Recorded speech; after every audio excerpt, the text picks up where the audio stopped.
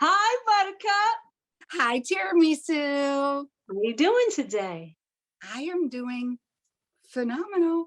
What can I tell you? Awesome. It's still March. We're phenomenal all year round, but Yes. let's just But stick with the Women's History Month this yes, next yes, week or yes, so. yes, How are absolutely. you? I'm doing very well, very well. I'm excited too. This is Women's History Month and so much to celebrate. We have so many phenomenal women that have done some wonderful things and those that will continue to do so. Yes, So, ma'am. you ready, Buttercup? I'm ready, Tiramisu. Joe to glow. See the glee. All right. All right. So today we are going to continue the conversation that we started on last time. We got in there a little bit. We were discussing race awareness. Just a little. We just kind of just Just a scratched little away bit. the little surface. But as Yes. we continue on, we know we're going to really get below and down deep. And we are going to discuss as much as we possibly can. So that's why it's important for you and I to have those that actually watch this video to comment, to ask questions, to be involved, to be engaged. Please, please, please. All right. So on last discussion, we talked about when we were first aware that people look differently than us, that there were different tones, different colors of skin, and what that meant for us. We also talked about some of the maybe negative connotations that we might have felt. And so, one of the things that you had mentioned during our last discussion was Mhm. that you had gone away to camp and you were coming back home, and one of your family members made a comment like, Kathy likes a black boy. And Right. you had said that it caused you to sob uncontrollably. Right. So, I was wondering at Mhm. that moment, I don't know if you can recall or not, if the family members that were with you, if they said anything about you crying or asked you why you were crying. You know, I can't recall exactly what went on in that moment. Um, I'm going to say something at the risk of it not being 100% at this moment in time. I recall, and the hard part about putting this out is I don't want to put, family members on the spot because I don't know if this was my father or potentially my grandmother years later. I do recall at one point, and we haven't talked about this, I've been thinking about this over the last 2 weeks. Um, One of the adult family members in my life that meant something to me saying, it's okay to have Black friends. So as you can see, the emphasis was on friends, which in my mind as a child, I'm like, well, okay, what more are you saying? What more is there to it? But I don't recall from anyone uh, of the adults in my lives that I actually respected their opinion Mhm. ever sitting down and having a real discussion with me about why do people say these things? Why would my brother say that? But no, so I guess the answer to that is I'm not positive when, but someone in my younger years, because it has stuck with me, either my father or my grandmother said, it's okay to have Black friends and emphasize the friend part. So I hope that answered your question, Tiramisu. Yes. So, do you feel as though by emphasizing that, do you feel as though that was your first thoughts about, hmm, maybe this is something outside of the norm, something that does not necessarily have to happen, but if it does happen, I guess it's okay? Is that when you feel like you maybe, as you've been pondering it, because you're right, we have not had that discussion at all. Do you feel like maybe that's when you started to be more aware that there might be other people that may not be as okay with Yeah, different people as you are? absolutely. Absolutely. When that emphasis was placed on friends, I'm just a child. So I'm thinking, well, what does that mean? It's okay to be friends, but nothing more. knowing nothing more like what. So yes, I think that is when it was probably said to me that anything beyond that would be problematic. Okay.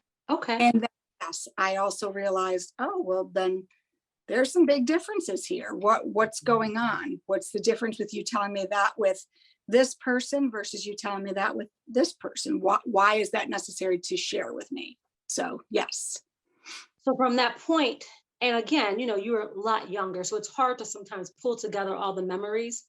Do you feel at that point you either began a conscientious journey of making sure to include everyone, making sure to learn about everyone? Because you and I, we've known each other for a very long time, Long, and we long, were very young when we met.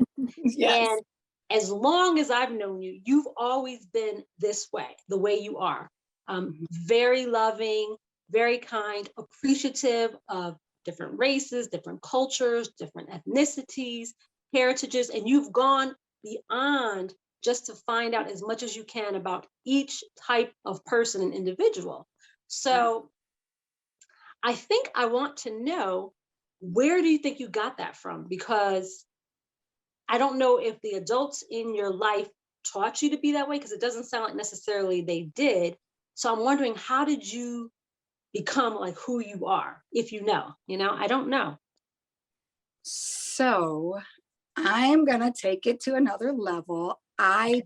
truly believe there are certain innate characteristics in people. I truly believe that this is just something I was born with. There wasn't a nurturing of this. Uh, you know this because we've discussed it. I recall being 3 years old, and having this feeling of injustice and people not, it was actually through Rudolph, we know that, but someone mistreating someone because they looked different. I Mhm. remember it like it was yesterday. That's rare for a child to remember at that age. So the answer to that, Tiramisu, is I do believe we are born with innate characteristics.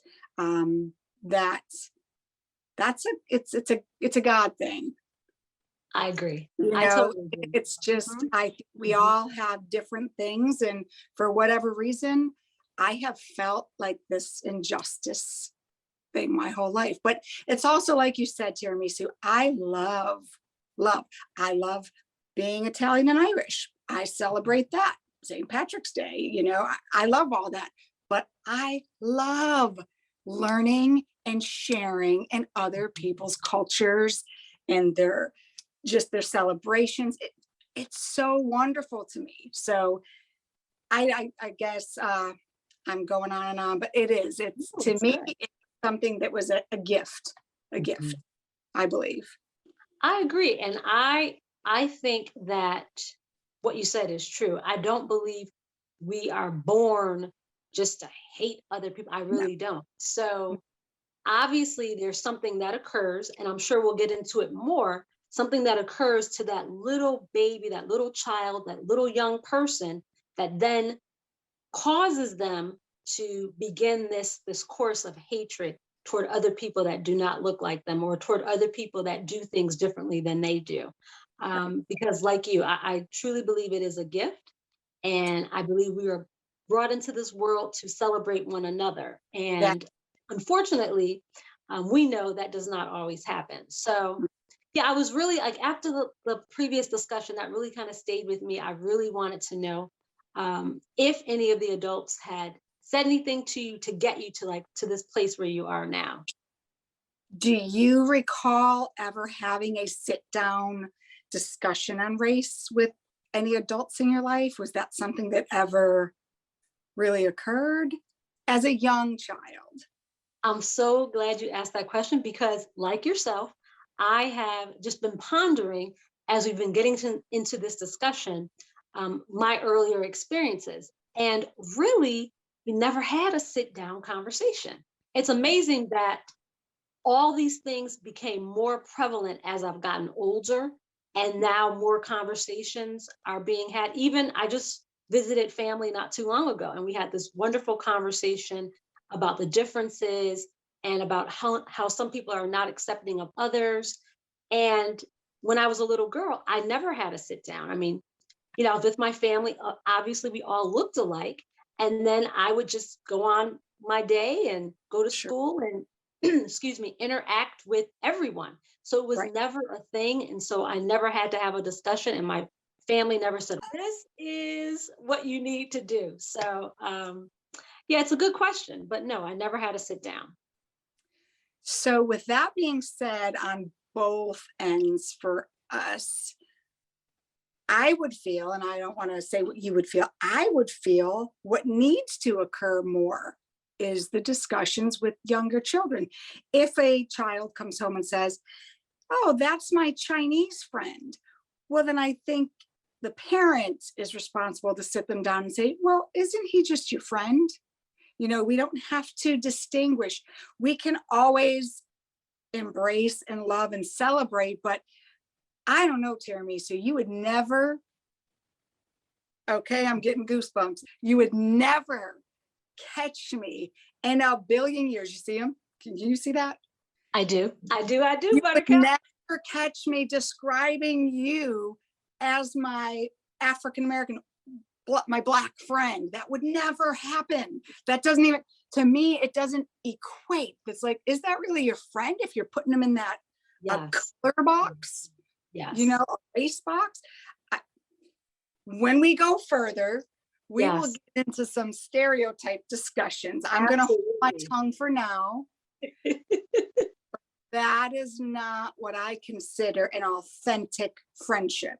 Now, if someone said to you, oh, Tara, is that your white friend? And you said, well, yeah, well, that's a fact, right? We're not, Right, don't right. call her white. That's Well, I can't imagine you saying, my white friend. It doesn't make sense to me. and I But think, it's funny we because are, I think we are. And I think that's why probably the discussions never took place, because I don't ever recall coming home and saying, well, my white friend so and so and right, my Latino friend so and so. Never right, did that. right. But it is an important thing that as a young person, if your child, whomever, comes home and starts to make those distinctions, Mhm. the adults have to make the corrections, and they need to do it when the individual is really young, if that's when it occurs. Now, Right. on the other hand, as adults, when we hear something that we know is inaccurate, not correct, maybe hateful, borderline hateful, we have to make those corrections. And I know that you definitely do that ongoing. Right, right. So, Oh, well, and I will do the same. and I know you will. So there's so much, and there's, as we speak and have our conversation, I'm going in a million directions and things I want to say, but because we're taking this step by step, so that prayerfully people that follow us will ask themselves questions that we're Yes. posing, that Yes. start thinking about these things and follow through with us little bit by little bit. I will do my best to and not jump ahead and not get crazy on everyone, but I think we are doing good with giving it a step by step. Absolutely. I totally Did, agree.